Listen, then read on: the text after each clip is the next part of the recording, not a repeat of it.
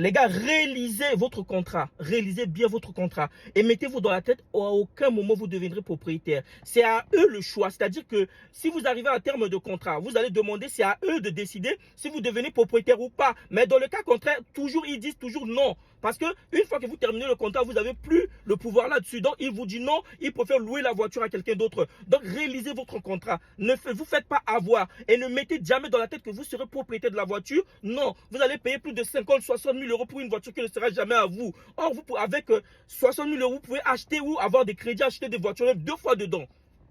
Vous l'avez compris, l'entreprise lui réclame des loyers supplémentaires et une indemnité alors que le contrat est terminé. Il refuse de payer. Sa Volkswagen Passat est finalement saisi alors qu'il a déjà déboursé 49 000 euros pour l'avoir. 49 000 euros et on lui dit qu'elle n'est pas à lui.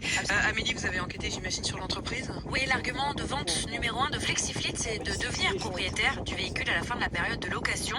Pour le vérifier, nous avons donc appelé le service client en prétextant vouloir devenir nous-mêmes chauffeurs VTC.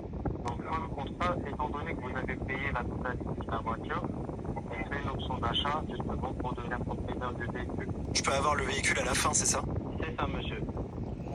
Mais ce que l'on découvre en recevant le contrat ensuite, c'est qu'il n'est pas du tout question d'une location avec option d'achat, leasing comme on dit, mais d'une location longue durée, comprenez, une fois le contrat terminé, on doit rendre la voiture à moins de payer une indemnité de non-restitution, c'est comme ça que... Mais Amélie, vous avez reçu des dizaines de témoignages, hein?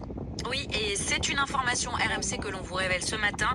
Défendue par Maître Emaleotti, l'intersyndicale nationale des VTC a décidé de porter plainte contre Flexifleet pour escroquerie, abus de confiance, pratiques commerciales trompeuses et publicité mensongère.